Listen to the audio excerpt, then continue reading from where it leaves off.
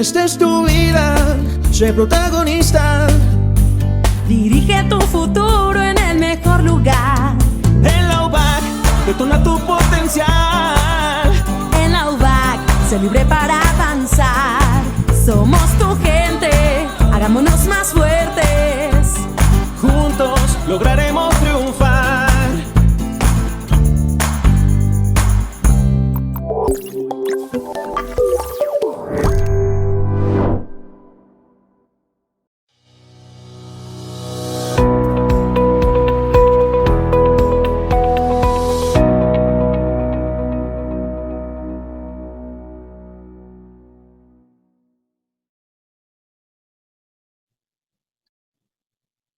Muy buenas tardes, muchas gracias por acompañarnos en esta transmisión especial para la Universidad Vasco de Quiroga y de manera muy particular para la coordinación de posgrados. De verdad es muy importante que nos acompañen, que podamos compartir con ustedes temas muy interesantes vinculados todos y cada uno de ellos con las distintas ofertas que la coordinación de posgrados tiene para todos ustedes. Antes de iniciar, me permito con ustedes compartir dos buenas noticias que la universidad ha estado manejando para todos sus alumnos y sus próximos alumnos, y no quiero pasarlo por alto. Uno, sin duda, es recordarles que la Universidad Vasco de Quiroga, muy consciente y comprometida de la situación actual, ha realizado un trabajo de reducción de costos. ¿Esto qué quiere decir? La reducción de costos implica que los costos que se tenían el año pasado ya no son los de este año, pero evidentemente no hacia arriba, sino hacia abajo. Es decir, para apoyar a la economía de todos en casa, la universidad redujo sus costos un 6%, con la intención de que podamos ayudar a solventar la dificultad de decidir y ajustar las economías, que no haya pretexto para continuar con sus estudios de posgrado.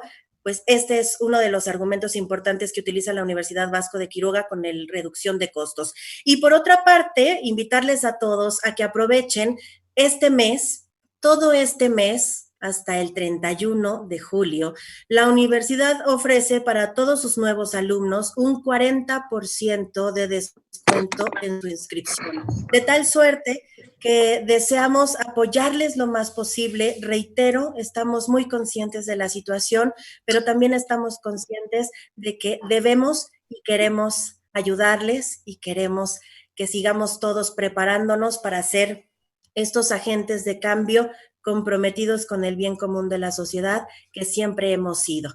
Ahora bien, pues me permito saludar a los invitados de esta tarde, que de verdad es un placer que nos acompañen en este conversatorio. Saludo con mucho gusto al doctor Carlos Alberto González Martínez. Doctor, bienvenido, muchísimas gracias. Muchas gracias, buena tarde, el gusto es mío. Muy amable por estar aquí. Y saludamos también con mucho gusto al doctor Alfonso Aragón. Un gusto saludarles también desde la Ciudad de México. Mucho gusto. Muchísimas gracias, doctor. Un placer que la tecnología nos permita reducir distancias y que usted en México, nosotros en Morelia, Michoacán, podamos reunirnos y platicar con nuestros alumnos de estos temas que de verdad son altamente importantes. Bien, pues la dinámica del conversatorio me permito explicar a todas las personas que nos siguen en este momento a través de redes sociales es la siguiente. En primera instancia, hará uso de la voz el doctor Carlos Alberto González para compartir con nosotros los siguientes temas. ¿Cuáles son las fuentes de datos de seguridad? ¿Cuál es el trato de los datos para la construcción de la información? Y estaremos platicando con él, escuchando sus comentarios. Nos dará muchísimo gusto iniciar con usted. Y posteriormente daremos voz al doctor Aragón, que expondrá con nosotros los siguientes dos aspectos: la importancia de la información para la toma de decisiones de seguridad nacional y la toma de decisiones de seguridad internacional. Al final de ambos podremos tener una sesión de preguntas y respuestas, así es que les invitamos a todos a que a través de redes sociales nos compartan sus inquietudes, las cuales nosotros rescataremos y las compartiremos con ellos para dar respuesta. Sin más, vamos a dar inicio. Doctor Carlos Alberto, González Martínez. Él es ingeniero en sistemas computacionales por el Instituto Tecnológico de Morelia. Cuenta con una maestría en ciencias de la computación, también en el Instituto Tecnológico de Morelia, y es doctor en administración por la Universidad de Durango, Campus Morelia. Hoy tenemos la fortuna de contar con usted en este espacio, doctor. Muchísimas gracias y lo escuchamos. Muy bien, muchísimas gracias. Buena tarde. Como bien lo comentaron, voy a comentarles referente a dos temas, que son las fuentes de datos de la seguridad y el trato de los datos para la construcción de la información relevante. Primeramente, las fuentes de datos como tal, nosotros debemos de tener presente cuál es el objetivo, hacia dónde queremos llegar para poder definir entonces cuáles son los datos que vamos a necesitar. Una vez que ya sabemos los datos que vamos a necesitar, es más fácil que veamos cuáles son las fuentes de datos que nos proporcionan dichos datos que ya habíamos visto que eran los necesarios. A partir de esto, a grandes rasgos, se hace un análisis de volumetría para saber si el trato de los mismos va a ser de manera estadística o si entra en el campo del Big Data para poderle dar un tratamiento de data mining. Y por último, se ve los mecanismos de adquisición de datos, así como su frecuencia. En la parte del trato de los datos para la construcción de información relevante, vamos a ver algunos modelos de minería de datos, cómo se conforman. Entre ellos vemos que en general tienen 6 etapas, que primero es la comprensión del negocio, comprensión de los mismos datos, la preparación de los datos, el modelo como tal, la evaluación, el despliegue y explotación. Muy bien, ya habiendo visto de manera general esta parte, ahora sí vamos a entrar de lleno. Como les decía, cuando se va a llevar a cabo una investigación o se va a focalizar temas de seguridad, primero necesitamos tener muy claro el objetivo. Es decir, necesitamos saber hacia dónde vamos para que los datos que nosotros tengamos podamos identificar cuáles de ellos son importantes o relevantes para el objetivo que vamos siguiendo. Por poner un ejemplo, hay muchos temas muy importantes como es el COVID actualmente, como son temas de incidentes delictivos, temas de agua, etcétera, muchísimos. Pero si nosotros podemos identificar exactamente el foco objetivo de nuestra investigación, entonces todo el esfuerzo lo vamos a canalizar de una mejor manera. Entonces recuerden, lo importante es primero tener el objetivo. Ahora, ya que tenemos el objetivo, vamos a determinar los datos necesarios para poder cumplirlo. Para esto, como lo decía Davenport y Prusak en 1998, un dato es un conjunto discreto de factores objetivos sobre un hecho real. Es decir, un dato por sí mismo no nos dice nada del porqué de las cosas. Por sí mismo tiene poca o nula relevancia como propósito. Pero cuando nosotros manejamos los datos y los tratamos con el objetivo correcto, podemos obtener de ellos información. El conocimiento se genera a partir de las conclusiones de la información. Entonces es un proceso que vamos siguiendo. Ya que tenemos los datos y los procesamos, obtenemos información. De la misma obtenemos conocimiento. Y este conocimiento normalmente nos gustaría tenerlo almacenado. Y la forma en la que nosotros podemos almacenar estos datos es a través de una base de datos o un banco de datos, el cual es un conjunto de datos que pertenecen al mismo contexto y que están almacenados sistemáticamente para su uso posterior. Actualmente nosotros vemos que los datos llegan a ser estructurados, pero no necesariamente son los únicos. Estamos inmersos en redes sociales donde las personas no solamente escriben libremente, donde eventualmente suben videos, tienen audios. Entonces, todo eso son datos, pero son datos no estructurados. Entonces, dependiendo del tipo de dato y el objetivo que tenemos, determinamos cómo lo vamos a almacenar. Entonces, nosotros podemos saber que en temas de seguridad, como les decía, existen muchos focos de atención, como pueden ser incidentes, seguridad, etcétera. Por ejemplo, para temas de delitos, es necesario contar con tipos de datos, por ejemplo, qué tipo de incidente es, el horario en el que se presentó, el lugar, probablemente el código postal, la población. Es decir, necesitamos los datos que nos ayuden a contextualizar el objetivo que nos hemos planteado. Que todos ellos en conjunto nos puedan dar una visión no general, por lo menos específica de lo que ha sucedido al momento. Bueno, una vez que se han determinado los datos necesarios, ahora procedemos a determinar cuáles son las fuentes que contengan dichos datos. Por ejemplo, actualmente sabemos nosotros que INEGI provee de una manera muy concisa información sobre la población, conocemos sus edades, su género, a qué se dedican, cómo es su vivienda, etc. Entonces, si nosotros tenemos tipo de información y siguiendo con el ejemplo que en este caso es conocer tipos de incidentes delictivos, podemos contar también, por ejemplo, con las bases de datos del C5, los cuales nosotros sabemos que brindan una atención a las llamadas telefónicas del 911. Las personas que ahí se comunican, bueno, muestran o indican qué es lo que está sucediendo. Desafortunadamente, por lo menos en Morelia, más del 50% de las llamadas llegan a ser mudas o de broma. Necesitamos mejorar esa cultura para que los esfuerzos y las partes tecnológicas sean mejor aprovechadas.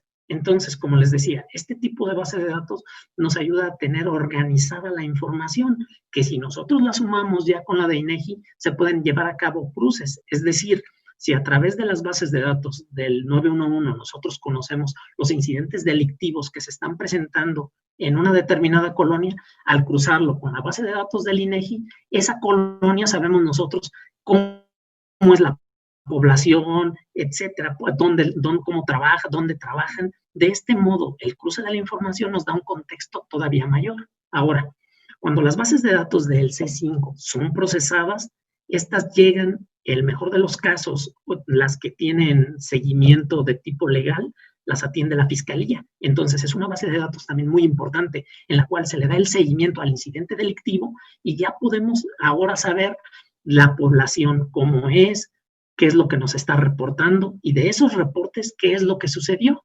Entonces, en temas de incidentes delictivos, estas fuentes de datos serían muy importantes para nosotros.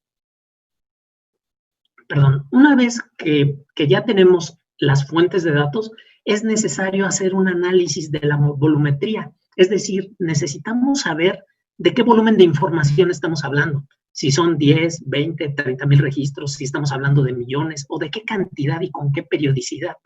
Por poner un ejemplo, en 2016, Cisco pronosticó que para el 2020, que es el año en el que nos encontramos, se triplicaría la información en sus centros de datos. Y esto se cumplió, ya que en 2016 circulaban alrededor de 6.5 zettabytes, los cuales estamos hablando que eso lo tenían los centros de datos, y para 2020 ya hay un tráfico de 15.3 zettabytes de datos, los cuales necesitamos saber cómo los vamos a almacenar. Y de acuerdo a Rodolfo Molina, el director senior de Cloud en gestión y servicios de Cisco para la TAM, actualmente nos dice que un avión, por ejemplo, un avión 787 de Aeroméxico, produce 40 terabytes al día de información y solamente el 0.1% de esa información viaja a un centro de datos. ¿Qué quiero decir con esto?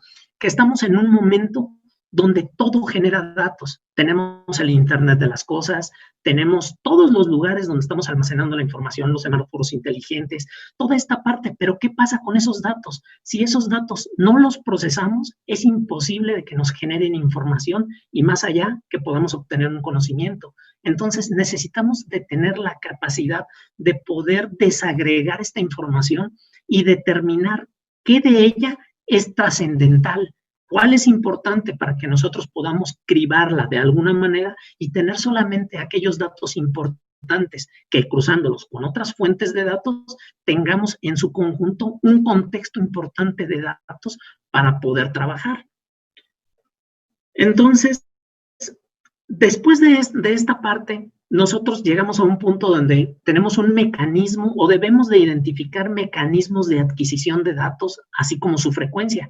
Es decir, ya conocemos qué datos son los que ocupamos, sabemos cuál es la fuente de datos. En el mejor de los casos los podemos obtener, tenemos flexibilidad de información o el canal adecuado, pero ahora debemos de contar con lo que se conoce como un ETL, es decir, los mecanismos de extracción, transformación y carga de la información. Primero, nosotros, ya que está identificada, necesitamos saber cómo la vamos a estar extrayendo, con qué periodicidad nos vamos a estar conectando a una fuente, a una base de datos, no la van a pasar por archivos separados, va a estar en la nube, etcétera. Necesitamos conocer dónde se encuentra y cómo se encuentra almacenada. Posteriormente viene la fase de la transformación. Cuando estamos hablando de varias fuentes de datos, debemos de tratar de homologarlas por algún dato en común. Por ejemplo, pudiera ser la fecha. A lo mejor nosotros estamos teniendo transacciones por día. Entonces, el campo fecha nos puede servir de referencia entre las diferentes bases de datos para todas homologarlas en base a él y eventualmente llegar a una información homologada, como se le conoce en las bases de datos, mejor dicho, en la minería de datos, como una sábana de información. Es decir, va a estar tan grande esta horizontalmente como número de campos tengamos. Es decir, vamos a tener fecha, hora, nombre, dirección, teléfono, etcétera, con los cruces de los diferentes datos. Estos es necesario que los transformemos en la forma en la que nosotros los requerimos, ya que en el día a día nos damos cuenta que hay diferentes fuentes de datos donde, por poner un ejemplo, la fecha dice 19 de enero de 2017, contexto.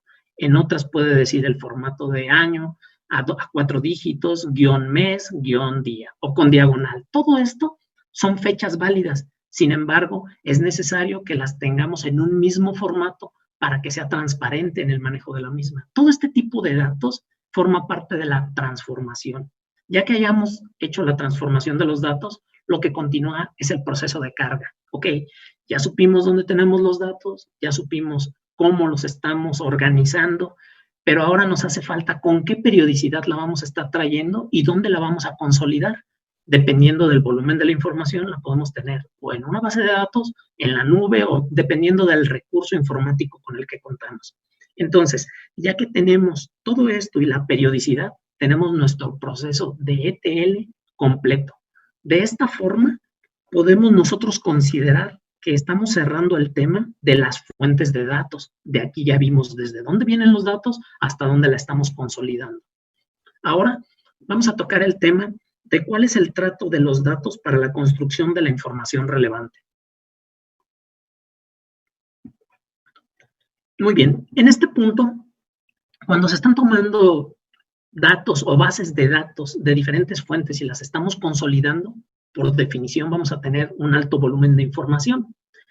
Aquí es donde entra lo que es la minería de datos o el data mining, la cual, para analizar estas enormes cantidades de datos, las herramientas tradicionales de gestión de datos y las herramientas estadísticas no llegan a ser las más adecuadas, ya que la información es de tal volumen que no nos permite ni manejo ni la interpretación. Entonces, los sistemas tradicionales de explotación de datos normalmente están basados en la existencia de hipótesis o modelos previos. La minería de datos busca el descubrimiento del conocimiento sin una hipótesis preconcebida. Es decir, es tal el volumen de datos que a veces no sabemos qué es lo que vamos a encontrar, pero como tenemos un objetivo previamente establecido, los datos están contextualizándolo y la hipótesis llega a visualizarse por sí misma. Entonces, la minería de datos tiene como propósito la identificación de un conocimiento obtenido a partir de las bases de datos que aporten hacia la toma de decisión.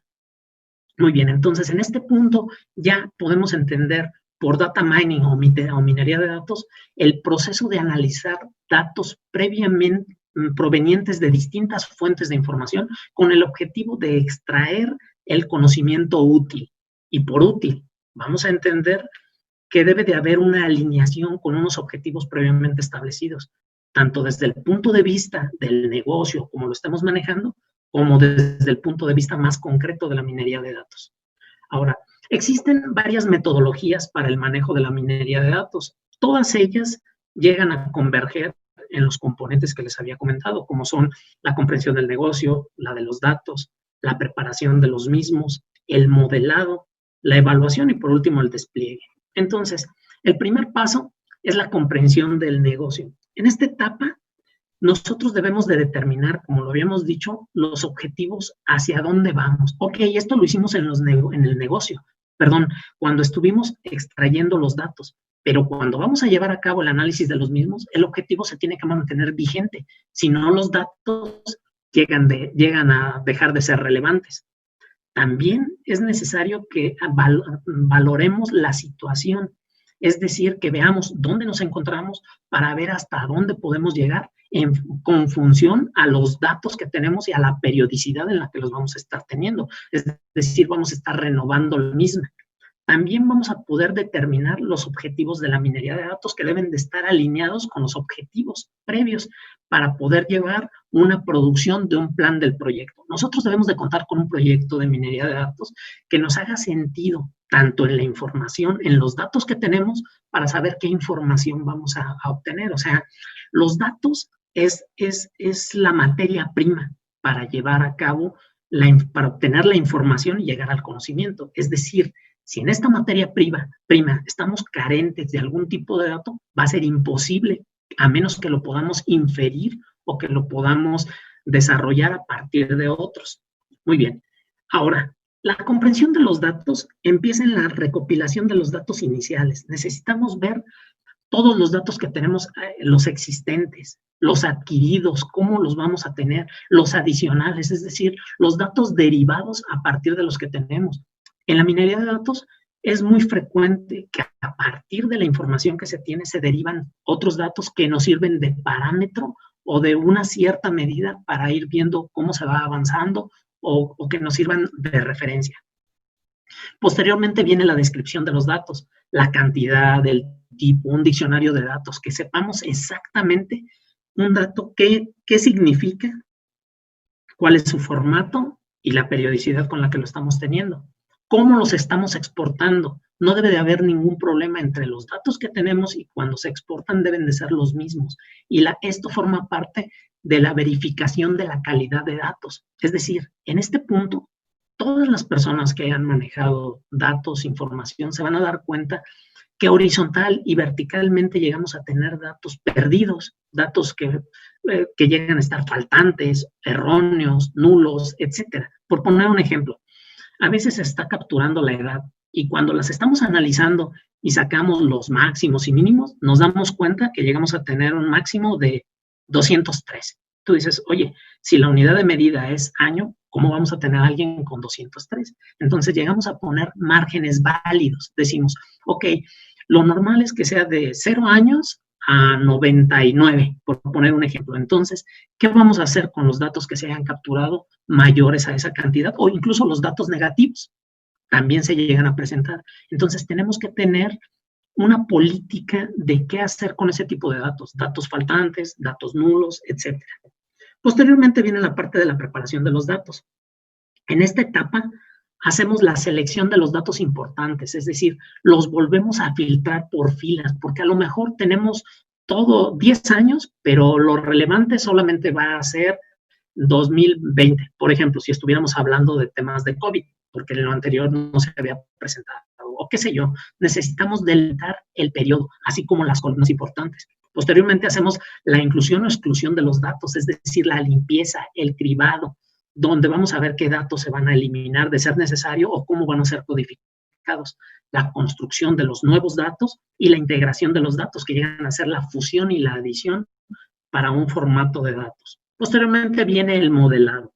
Este es un punto donde todo el trabajo anterior comienza a tener sentido, donde los datos que se han preparado se incorporan a las herramientas analíticas de los resultados para comenzar a arrojar la luz del problema que nosotros tenemos planteado. El modelado se suele ejecutar en múltiples iteraciones. Normalmente los analistas de datos ejecutan varios modelos, utilizando los parámetros por defecto y ajustando los parámetros conforme se van presentando los casos, dependiendo de las fases de preparación. Es decir, nosotros tenemos inicialmente nuestro volumen de datos, pero sabemos hacia dónde vamos. Entonces, en la minería de datos se suele hacer que el 80% de los mismos se utilizan para entrenar el modelo, es decir, para saber si está funcionando, si estamos haciendo una red neuronal, un árbol, un chait, qué sé yo. O sea, sabemos por dónde va con los diferentes modelos, pero el 80% de los datos nos sirve para obtener un resultado. Pero obviamente, cuando tenemos este resultado, ya sea por clustering, por clasificación, dependiendo de la metodología que se esté utilizando para la generación del modelo, este resultado obviamente va a ser el más óptimo en función de ese 80% de los datos. Pero el 20% de los mismos es el que nos va a servir para la validación. Es decir, con el primer 80%, con un Pareto, generamos nuestro modelo. Y ya que tenemos un modelo con los mejores resultados, ahora metemos el 20% de los datos restantes para validarlo. Ahí vamos a ver si el porcentaje de certidumbre que tuvimos en el entrenamiento del modelo se mantiene. Tenemos que tener aquí mucho cuidado de no combinar estos datos, ya que si los llegamos a combinar, pues obviamente se va a falsear la información y va a parecer que estamos con un 90 y tantos % de certeza. Entonces, es muy importante mantener estos dos grupos de información. Normalmente se conoce como el conjunto de entrenamiento y el conjunto de prueba. Esto, como les decía, se asegura de que la prueba reúna dos condiciones: que sea lo suficientemente grande para generar un resultado significativo desde el punto de vista estadístico y que sea representativo de todo el conjunto de datos. En otras palabras, no hay que elegir un conjunto de prueba con características diferentes al conjunto de entrenamiento. Debe de contener información variada, datos variados, para que cuando se compruebe con los resultados del modelo, tengamos ahora sí un resultado real, que podamos llevar a cabo la evaluación del o de los diferentes modelos. En este proceso de evaluación es donde vemos en los procesos de revisiones, que se hayan determinado los pasos anteriores y que estemos listos para poner el modelo en operación, que es la última etapa, el despliegue y la explotación. Cuando nosotros ya contamos con el modelo y lo tenemos validado, en este punto debemos de hacer la retroalimentación del mismo para que ya los datos que se sigan generando entren directo al modelo y sean calificados, lo que se le conoce como el scoring. Entonces, tenemos la calificación del modelo y tenemos los datos resultantes. En este punto ya tenemos un resultado un modelo que está operando en tiempo real. Pero recuerden, no hay ningún modelo que se mantenga eficaz por toda la vida. Es decir, se recomienda en la minería de datos que cada 3, 4 meses se vuelva a reentrenar el modelo con la información nueva para ver si sigue siendo vigente. En caso de que siga siendo vigente, se mantiene el modelo. En caso de que los parámetros se salgan o estén en los límites, entonces nuevamente entrenamos, generamos un modelo y es el nuevo modelo el que estamos retroalimentando y de esta forma siempre se mantiene vigente un modelo de minería de datos. Muchas gracias. Muchísimas gracias, doctor, muy amable. A continuación, vamos a ceder el micrófono al doctor Alfonso Aragón Camarena. Me voy a permitir leer algunos aspectos de su amplio currículo.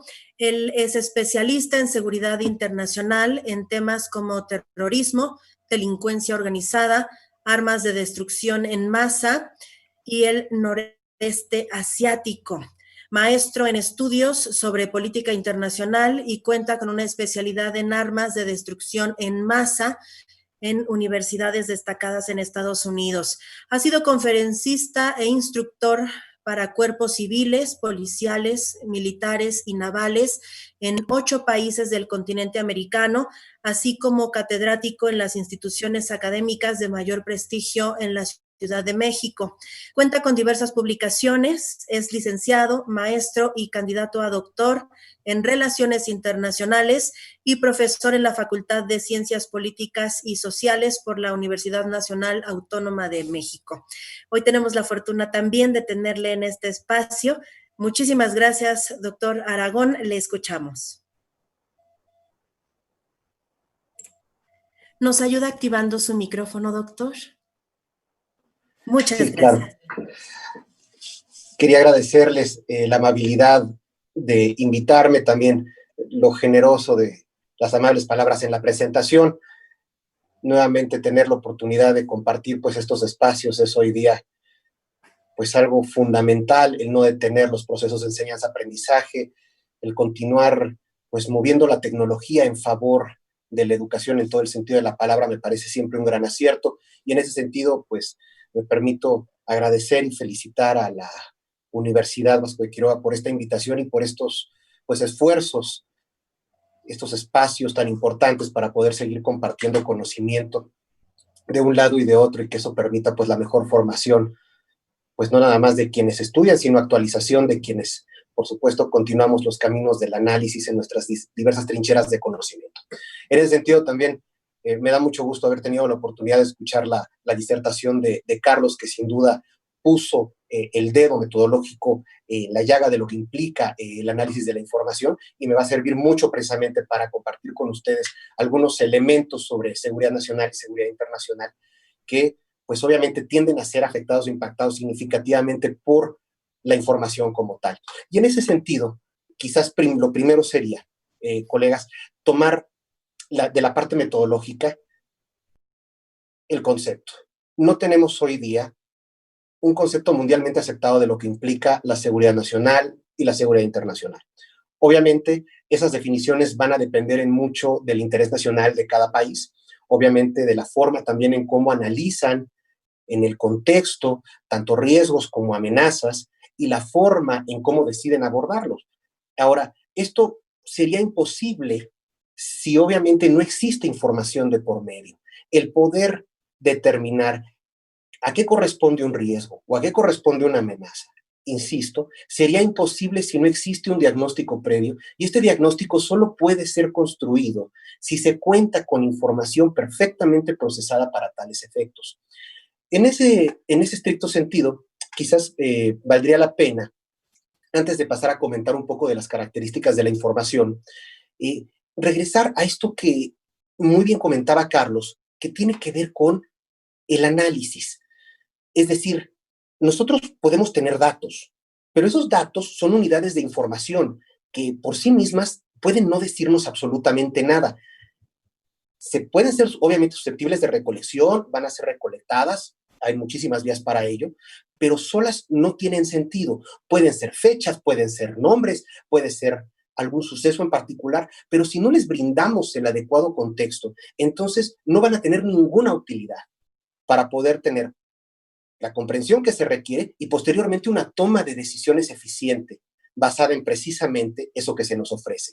Entonces, la información finalmente, como de alguna manera también lo comentaba muy atinadamente Carlos, pues son datos articulados pero con un contexto muy particular. Es decir, esto que nos va a permitir ofrecerle un significado.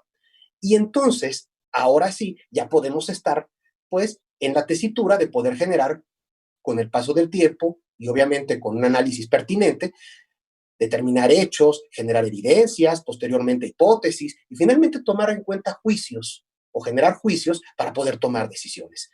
Una vez que nosotros ya tenemos esto un poco más en claro, vale la pena entonces sentarnos a ver qué características debería tener la información en materia de seguridad nacional o internacional. Y por lo mismo me parece muy prudente el título de nuestro webinar, la importancia de la información. ¿Qué características para efectos de la seguridad nacional o internacional requeriría tener esa información? De entrada, 3, que son, insisto, fundamentales. Lo primero, tiene que ser clara.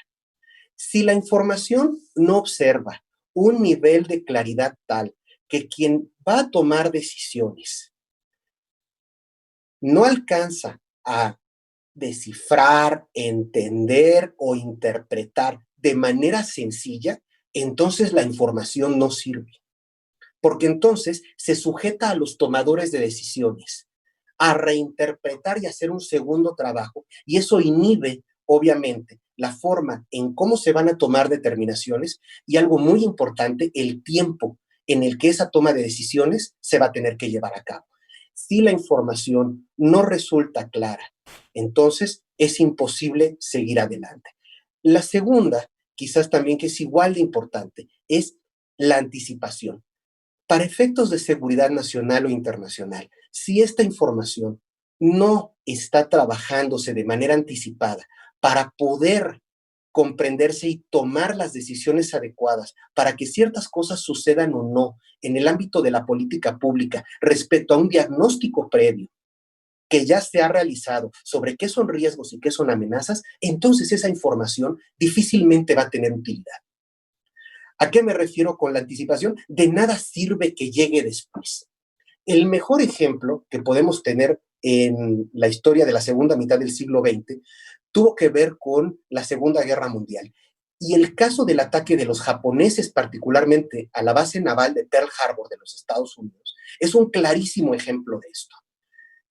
en Estados Unidos había un análisis importante del Pacífico, de la correlación de fuerzas que había entre los actores, de la forma en cómo se creía que el Imperio de Japón podía desarrollar los alcances de esa fuerza militar que tenía.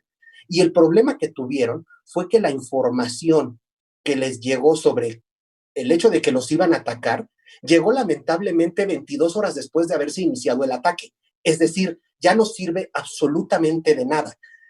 La importancia de la información, como muy también bien decía Carlos, es tener muy claro el objetivo de qué vamos a hacer con esa información, pero en materia de seguridad es que también esté a tiempo. Si esa información, insisto, no es anticipada, si esa información no es oportuna, entonces no sirve para la toma de decisiones. Y ese ataque en particular demostró en buena medida lo que Sun Tzu ya decía desde hace prácticamente siglos atrás. Y me permito recordar una cita, voy a permitirme citar este libro que no pierde vigencia y que sigue siendo auténticamente importante en la literatura, independientemente de la disciplina de la que se trate, que es El arte de la guerra. ¿Qué decía Sun Tzu en particular? Decía, si el príncipe esclarecido y el general competente logran siempre derrotar al enemigo, es porque cada vez que pasan a la acción, cuentan con información previa. De otra manera, es imposible tomar las decisiones competentes para llevar a buen puerto el esfuerzo. Obviamente, Sun Tzu está hablando de la guerra, pero esto lo podemos trasladar a todos los ámbitos de la política pública. Lo podemos llevar a la salud, lo podemos llevar al medio ambiente, lo podemos llevar a la economía. Es decir, podemos hablar de cualquiera de los ámbitos. Si esta información no es correcta, no está dirigida y no es anticipada, difícilmente se puede llevar a buen puerto. ¿Qué decía además Sun Tzu de manera muy particular? Y perdón que lo traiga a colación, decía, esto de la información previa no lo podemos sacar ni de espíritus, ni de cualquier formato de lectura de cartas. Eso no se puede hacer. Solamente se puede hacer a través de personas que conozcan la situación, que provean la información correspondiente y entonces esa confiabilidad se transforma en la toma de decisiones. Insisto, no podría ser de otra forma. Ahora, quedamos que había tres en particular elementos. Ya hablamos de la claridad.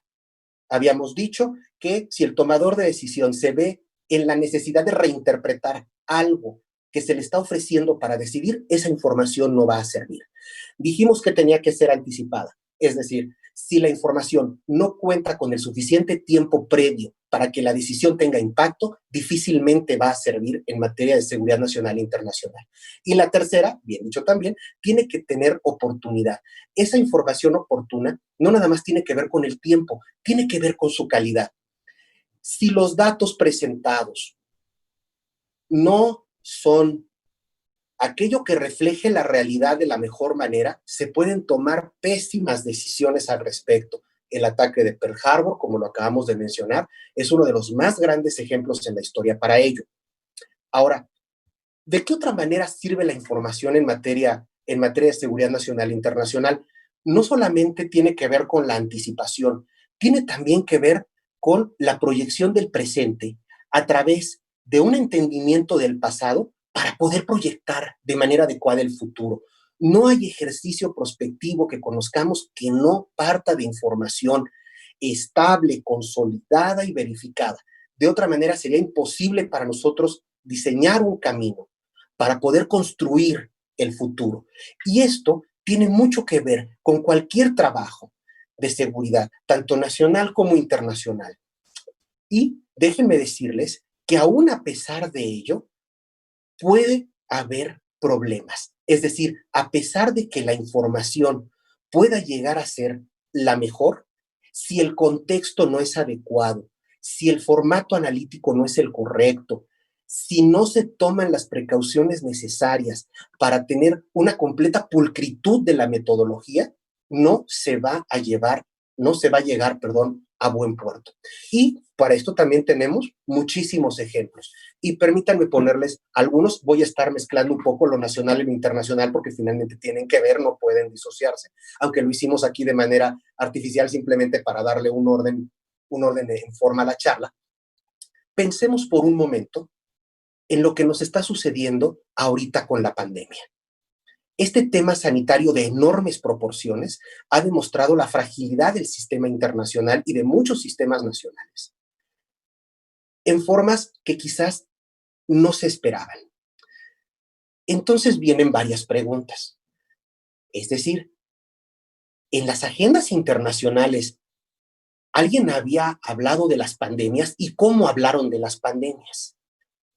El caso español, que es uno de los más quizás dramáticos que hemos tenido la oportunidad de conocer, no nada más porque fue de los primeros países que tuvo una gran afectación en la materia, sino por todo lo que el gobierno español realizó para poderla contener, obviamente requirió un análisis de información previo, coyuntural y uno prospectivo. Quizás se sorprendan algunos de ustedes y algunas de ustedes de saber que el gobierno español tiene el tema de pandemias en su informe de seguridad nacional desde prácticamente 2014. Entonces la pregunta es, entonces, ¿por qué tuvieron el resultado que tuvieron? La información estaba ahí, el diagnóstico estaba ahí, las fuentes de información eran las adecuadas, los mecanismos de recopilación de la información también, el análisis de contexto también era adecuado. Y sin embargo, llega 2020, bueno, diciembre de 2019 en Wuhan, como ustedes saben, entra 2020, viene la pandemia y el gobierno español hace su mejor esfuerzo para poder limitar de la mejor forma también, pues el contagio, la distribución de recursos, los análisis respecto al impacto económico, político y social. Y sin embargo ya estaba la información previa, desde 2014. Entonces, es decir, no siempre porque tengamos la mejor información vamos a llegar al mejor resultado. ¿Por qué? Porque no nada más es la información, como bien decía también el doctor Carlos. Necesitamos también mecanismos de interpretación adecuados, metodológicos y pulcros para poder llevar a buen puerto esa información. De otra manera no sirve. Vamos a pensar en otro caso. Permítanme compartirles a ustedes el caso de los Estados Unidos, nuestro vecino del norte, con quien ustedes saben, pues ahorita compartimos lamentablemente, pues un número, cifras muy altas en materia de decesos en esta emergencia sanitaria y que obviamente nos obliga a repensar de una manera muy importante de qué manera tenemos que seguir analizando pues estos impactos para llevar a buen puerto no solamente la relación bilateral, sino propiamente pues, el desarrollo nacional. En Estados Unidos, por ejemplo, el tema de pandemias o riesgos biológicos, como ellos lo llamaron, tuvo diferentes maneras de interpretarse. Si ustedes regresan en la historia, cuando ellos hablaban de pandemias en 2001, es decir, hace 19 años, no lo asociaban a ocurrencias naturales como esta que tenemos hoy en día. Por lo tanto, el análisis de la información estaba centrada en la capacidad de ciertos grupos terroristas para utilizar agentes biológicos y entonces, a través de bioterrorismo, pues generar afectaciones políticas, económicas y sociales de gran nivel en toda la extensión de la palabra. Es decir, la información estaba centrada en una forma, pero no se hablaba de qué podía pasar necesariamente en caso de que hubiera ocurrencias de otro tipo. ¿Qué fue lo que pasó? Que, por ejemplo, en Estados Unidos pasan los muy lamentables hechos de las Torres Gemelas, y si ustedes recuerdan, después vinieron los ataques con Bacillus anthracis o anthrax en pequeños sobres que se distribuían como mecanismo de terrorismo. Y entonces la gente lamentablemente abría el sobre, salía el polvo infectado con esporas y la gente pues tristemente enfermaba de anthrax y algunos de ellos pues lamentablemente perdieron la vida. ¿Qué pasó con Estados Unidos? Estados Unidos, cuando reúne al Consejo de Seguridad Nacional, lo primero que se pregunta es ¿en dónde están los encargados sanitarios tanto en el ámbito humano como en el ámbito animal y vegetal? Y obviamente le contestaron, disculpen, no forman parte del consejo. Y los tuvieron que incluir. Y para poderlos incluir, tuvieron que tener toda una justificación de por medio, y esa justificación solamente pudo ser ensamblada con base en información muy clara respecto a datos que ofrecían un diagnóstico de lo que tenía Estados Unidos en materia de riesgos y amenazas sanitarios, como lo que podía ocurrir en el futuro si eso no se tomaba en cuenta. Y ustedes estarán de acuerdo conmigo en que eso es imposible de hacer otra vez si la información que tenemos en las manos no ha sido adecuadamente pulida, no ha sido bien disectada, bien cribada, también diría Carlos. Y si obviamente no hay una toma de decisiones eficiente para poder interpretar esta información metodológicamente hablando. Y entonces se le da un lugar a estas instituciones. Y todo eso es con base en información. Obviamente, la creación de las agendas nacionales, como la de Estados Unidos, la de España y la de cualquier país, está basada precisamente en información confiable que se sabe que puede emitir pues un panorama, una radiografía perfectamente clara de aquellos riesgos y amenazas que tiene un país, pero también de sus oportunidades y de sus capacidades para poder llevar a buen puerto el esfuerzo. Entonces, como verán, perdón, estoy mezclando un poco los dos ámbitos porque en la parte metodológica es exactamente lo mismo, pero espero estar siendo claro respecto a cómo está funcionando el tema. Me voy a permitir compartirles otro espacio. Voy a platicar dos por el tema de tiempo, no quisiera yo abusar de la amabilidad de su tiempo. Y, por ejemplo, uno de ellos tiene que ver con armamento nuclear. Cuando ustedes acometen análisis estratégico, lo primero que debe haber es una metodología. Y esta metodología lo que nos lleva es a cómo debemos encontrar la información, trabajarla, analizarla y finalmente generar productos estratégicos. Y eso, pues quienes hacemos análisis estratégico desde la academia y quienes lo hacen desde instituciones gubernamentales y privadas, lo conocen perfectamente igual que nuestro amable auditorio. Es decir, si ustedes se acercan a ver armamento nuclear, lo primero que les van a decir es que hay una dimensión técnica y una dimensión motivacional. Y que la técnica, dividida en 4 cosas, nos va a obligar a una recolección de información importante. ¿Por qué? Porque el primer punto es hablar del know-how del país del que se trate. El segundo es hablar del tipo de materiales que tiene. El tercero es hablar del tipo de tecnología que puede desarrollar. Y el 4, el tipo o formas de entrega que puede tener del armamento esa nación de la que ustedes estén hablando. Y para que ustedes puedan hacer un análisis formal y concreto de ese tipo de información, tienen que tener información de las 4. Y no puede ser cualquier tipo de información. Tiene que venir de fuentes perfectamente confiables. Y además tienen que tener la seguridad de que el tratamiento de esa información los va a llevar a buen puerto. Porque si no, lo que va a pasar es que ustedes, si fueran Estados Unidos, le darían más importancia a Pakistán que a Corea del Norte. Y eso puede ser una muy mala lectura de información estratégica y puede llevarlos a tomar decisiones que quizás no sean las mejores. Y no importa si ustedes están hablando, insisto, de Gran Bretaña, de Estados Unidos, de Brasil, de Uganda, Nigeria o quizás Indonesia, Malasia o Tailandia. Es decir, si me traslado un poco más, pues no los quiero aburrir con estos debates técnicos, quizás en la materia, pero cuando, por ejemplo, a nosotros, como docentes o instructores en materia de análisis estratégico, nos llegan a decir, en materia nuclear, ¿cómo puedo yo bajar el tema, por ejemplo, del know-how? Bueno, yo puedo llegar al know-how a través de muchos tipos de información. Por ejemplo, yo puedo saber cuántos egresados tiene un país en materia de ingeniería nuclear y eso me da una idea de capacidades. Yo puedo tener una idea de cuántos papers científicos ese país eroga y me da una idea de sus capacidades y todo eso es información. Y entonces así nos podemos ir con todos los efectos. Ahora, yo platicaba con ustedes también de pandemias y con esto voy a cerrar, voy a cerrar la charla para que podamos conversar un poco más. Así como dijimos el del tiempo, imagínense lo complejo que debe ser analizar una pandemia en términos de la oportunidad de la información, lo concreta que esto debe ser, lo eficiente del proceso y la forma en cómo se va a decidir.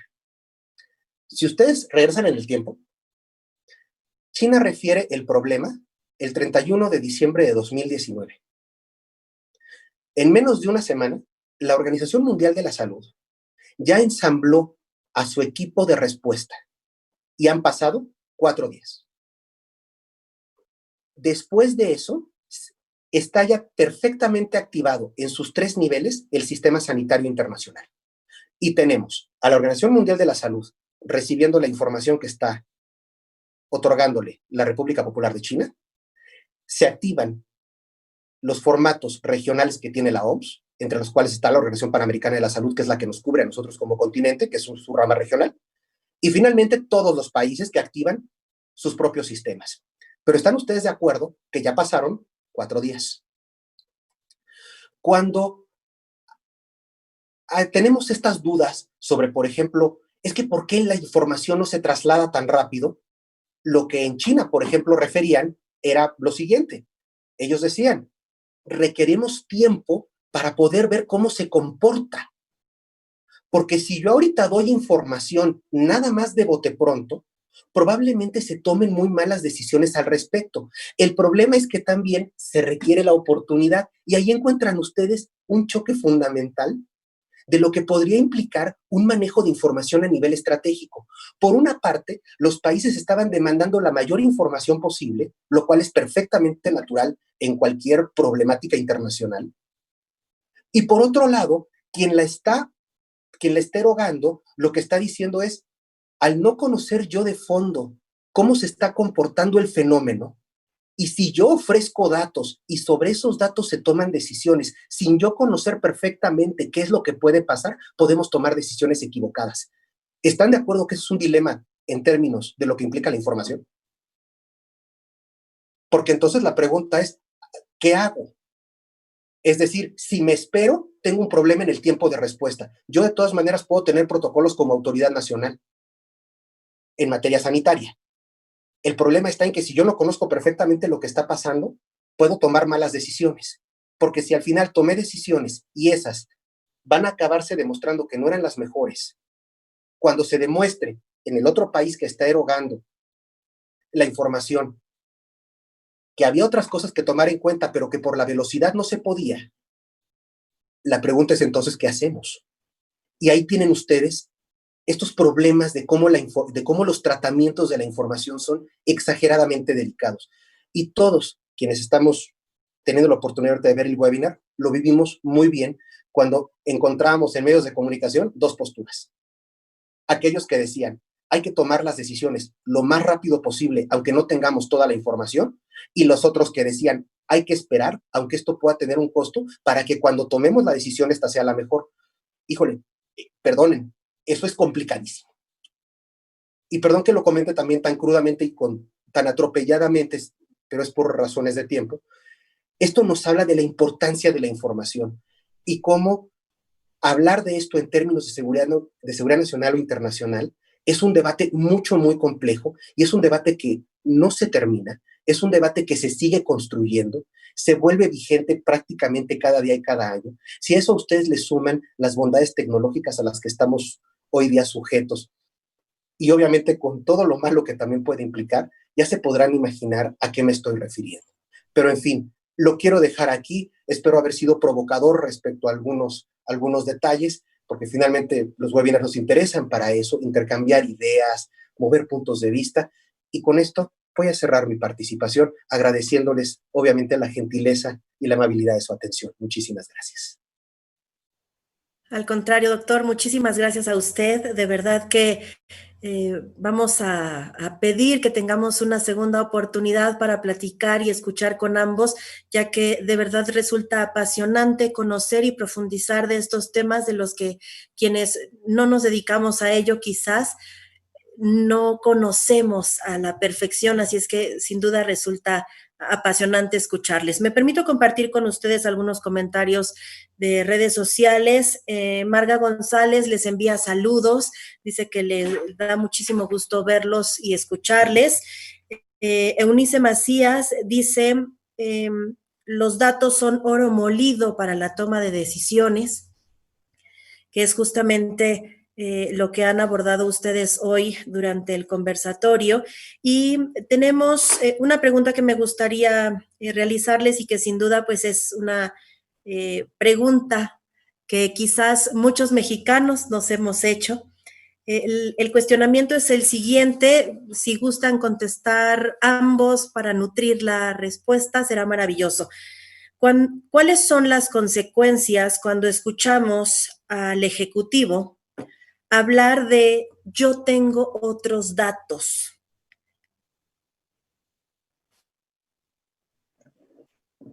Bueno, Doctor yo creo González, que, adelante. sí, gracias, gracias. Muy buena intervención, doctor Alfonso. Y bueno, en relación a esta pregunta, yo creo que los datos no deben de ser propiedad de nadie. Los datos debemos de llegar a un momento donde sean tan transparentes que sean públicos, así como son información y no deben de ser propietarios de nadie. Si estos datos los tuviéramos públicos en algún sitio, todo mundo podríamos acceder a ellos, llevar a cabo los análisis correspondientes y así de esta manera nadie podría decir mis datos son unos, son otros, los datos son los mismos, los datos son los de México, pero desafortunada o afortunadamente los llegan a trabajar con metodológicas que no necesariamente se dan a conocer, simplemente obtenemos el resultado que a veces no es el que esperamos, pero esto es a lo que se debe el que llegan a tener diferentes posturas, a que los datos no llegan a ser públicos. Pero bueno, esto también llega a tener posturas a nivel, repercusiones, mejor dicho, a nivel nacional e internacional, que esa parte me gustaría que la contestara nuestro compañero, el doctor Alfonso. Adelante, doctor, por favor, si nos ayuda con su micrófono. Gracias. Muchas gracias. Coincido totalmente con el doctor Carlos en esto y me gustaría poner en tesitura un tema que puede poner esto de relieve metodológico. Por ejemplo, hace poco, también en un webinar, teníamos oportunidad de platicar desde diversos países cómo se estaban midiendo los impactos, por ejemplo, de la actual pandemia. Y curiosamente aquí los temas para abordar la pregunta desde otra perspectiva es que siempre puede haber otros datos, pero más bien, dirían otras personas, lo que puede haber son muchas interpretaciones. Y por ejemplo, lanzaban en ese foro, teníamos colegas de Argentina, de Brasil, y decían, y se preguntaban, ¿deberíamos medir el éxito de la política pública sanitaria por el número de decesos que hay? Y obviamente el número de decesos es un dato que se va a acompañar de otros para la generación de información. Y era muy complicado llegar a un consenso sobre eso.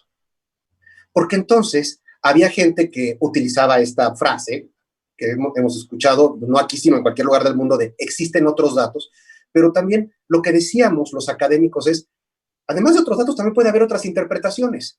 Voy a poner el ejemplo. Si en un país nos dicen que hay 80,000 muertos por una pandemia, eso puede tener una interpretación, pero si yo no la acompaño de otros datos de contraste, difícilmente le voy a poder dar sentido a ese número. Es decir, si a mí me dicen que son 80,000 o 60,000 decesos, lamentablemente, pero la población es de 66 millones, eso es una cosa. Pero si a mí me dicen que hay 80,000 decesos de una población de 2 millones, entonces el resultado es otro. Y si eso yo además le sumo otro tipo de datos, como el tipo de infraestructura hospitalaria, talento humano involucrado, capacitación, desarrollo tecnológico en la materia, híjole, pues ese dato puede significar muchísimas cosas. O puede no significar nada. Me voy a permitir poner otro ejemplo sobre la balanza. Cuando en este tema, y perdón que los lleve a tema de terrorismo, pero es una de mis deformaciones académicas, digo yo, cuando de pronto en Europa colegas conversan con nosotros, académicos mexicanos, sobre el análisis de terrorismo, y nos dicen, un país que no tiene un solo deceso por actividad violenta en materia de terrorismo, ¿debería considerarse seguro? Y entonces, habemos varios que levantamos la mano, y entonces también podemos decir, disculpe, es que depende de los datos, ¿no? Porque ese dato puede no decirme mucho, o puede decirme todo lo que yo necesito. Pero si yo considero que ese número está enfocado en la forma en cómo yo dentro de la ley definí terrorismo, pues entonces hay un detalle, porque la forma en cómo el país vecino lo definió no es la misma, y para el país vecino yo tengo 8 decesos de terrorismo o 462. Y si a eso además le sumo que eso puede no ser un problema, porque el problema no está ahí en la procuración de fondos, entonces ese dato se vuelve muy relativo. No sé si me explico con esto.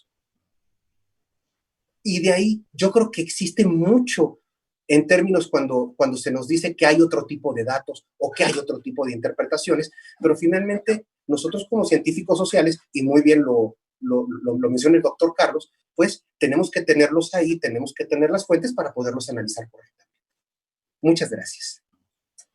Muchas gracias a ambos. Sé que nuestra actividad del día de hoy estaba programada hasta las 8, pero tenemos más inquietudes. Sería mucho pedirles nos regalaran unos minutos más de su tiempo para responder una más. Claro, adelante. Por favor. Muchísimas gracias. Bien, agradecemos a quienes nos sintonizan en este momento. Agradecemos a Roger Sánchez, que agradece a los doctores por tocar estos temas que le resultan tan interesantes. Envía saludos a una servidora, muchísimas gracias. Y la pregunta y el comentario va en este sentido. Dice, la información, como bien comentan, sobre todo hablando de la pandemia, ha sido muy mal interpretada porque justamente no han sido claros. ¿Con quiénes deben acercarse las empresas para poder llegar a tener esta información de primera mano para tomar ventajas competitivas? Y si nos pueden contar algunos ejemplos sencillos para el común de las pequeñas empresas. Bueno, pues en relación a este tema, yo creo que más que con quién, la fuente de los datos normalmente la conocemos. Sabemos que si estamos hablando de temas de pandemia, son públicos los datos. El tema, como lo decía el doctor Alfonso, es el manejo de los mismos y sobre todo la interpretación.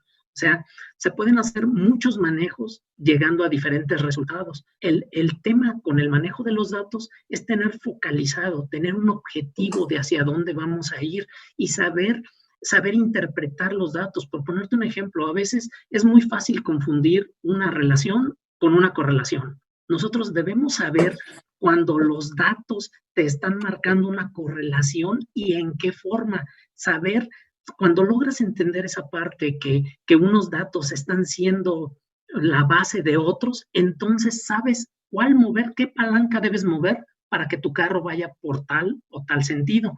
Entonces, el manejo de los mismos, dependiendo de la naturaleza de los datos, te da la técnica a utilizar.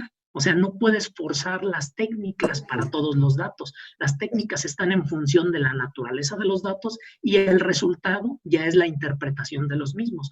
Una correcta interpretación te da un resultado correcto. Como lo decía el doctor Alfonso, si partimos de datos erróneos, puedes hacer todos los análisis que se gusten y todo eso, y el resultado va a seguir siendo erróneo. Sin embargo, si tenemos los datos correctos y aplicamos la técnica adecuada en función a la naturaleza de los mismos y llevamos a cabo una interpretación correcta, entonces podemos decir hacia dónde vamos, podemos llevar a cabo una regresión, podemos hacer simulaciones incluso, pero todo eso está en función de la naturaleza de los datos. Así que más que nada debemos de enfocarnos en encontrar especialistas en los mismos para que hagan el trato de los mismos de una manera adecuada. La toma de las decisiones ya es un segundo nivel, pero esta no se puede llevar a cabo correctamente si no se hace el análisis pertinente. Adelante, doctor Alfonso. Coincido contigo totalmente, mi querido doctor Carlos.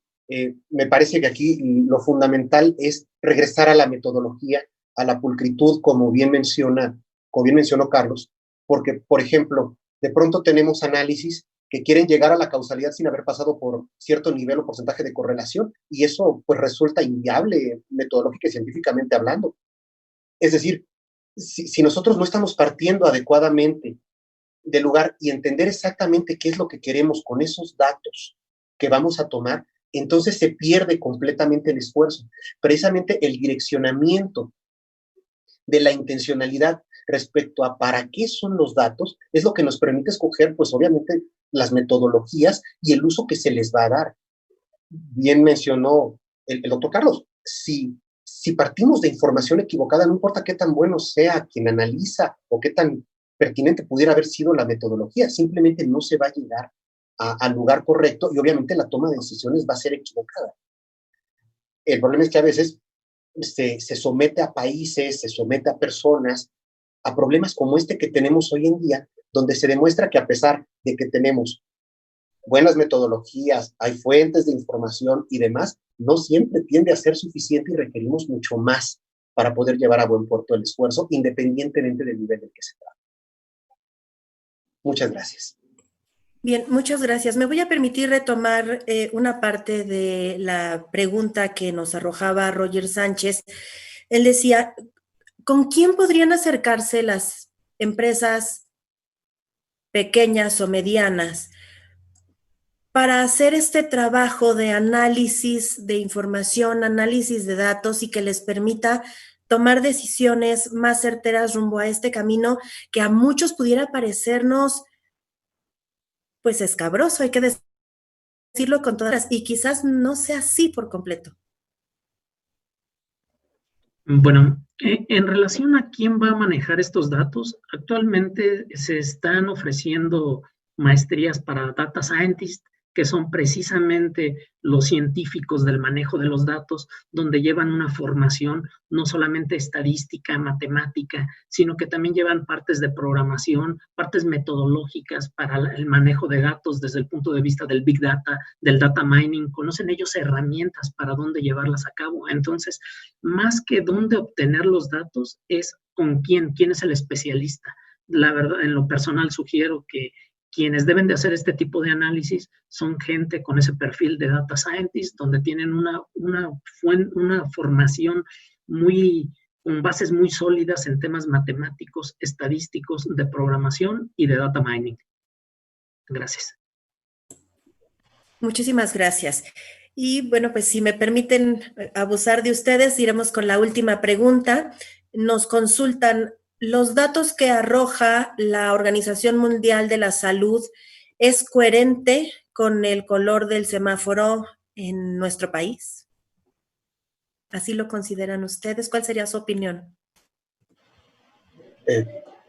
Me disculparé por no poder contestar eso, ya que no soy autoridad epidemiológica y sería poco ético de mi parte partir de un campo de conocimiento que obviamente no domino por ser cientista social. Lo que sí podría nada más comentar, pero esto es paralelo a la pregunta, es que todos los datos que maneja, por ejemplo, la Organización Mundial de la Salud, son aquellos que le proveen los mismos Estados miembros. Entonces, de pronto, yo sé que esto puede resultar un poco complicado, pero finalmente no es que la Organización Mundial de la Salud tenga sus propios datos, es decir, todos los países que conforman la organización le permiten o le comparten data en cualquier cantidad de materias, pueden ser pandemias, enfermedades crónico-degenerativas, en fin. Por eso, este tipo de preguntas me parecen muy complejas, pero sí me parecería prudente que las contestara una autoridad epidemiológica en la materia, que lamentablemente yo por formación no podría contestar. Sin embargo, sí puedo poner sobre la mesa el hecho de que los datos que maneja la organización son producto de todo aquello que manejan las autoridades sanitarias nacionales a nivel mundial. Gracias. Muchísimas gracias, doctor. Pues de esta manera llegamos al final. A una servidora no le resta más que agradecer toda la disposición que han tenido para compartir con nosotros esta tarde, compartir toda esta información que sin duda nos genera muchas inquietudes, que nos dejan mucha inquietud para seguir investigando y analizando del tema, y de verdad, como lo mencionaba hace unos minutos, deseo de corazón que tengamos otra oportunidad de volver a platicar, de volver a reunirnos para continuar en el análisis, compartir datos y, por supuesto, profundizar en el tema. Muchísimas gracias. Les agradezco a todos los coordinadores y en especial a la Universidad Vasco de Quiroga. Creo que es un esfuerzo muy importante el que se está llevando a cabo. Y bueno, recuerden que es necesario que siempre estemos en un constante aprendizaje. Como le comentaba a la señorita Bere antes de iniciar esto, en el momento en que decidimos dejar de aprender es cuando en verdad empezamos a morir. Así que adelante, buenas noches. Extraordinario, doctor González. Muchísimas gracias. Doctor Aragón, ha sido un placer. Muchísimas gracias.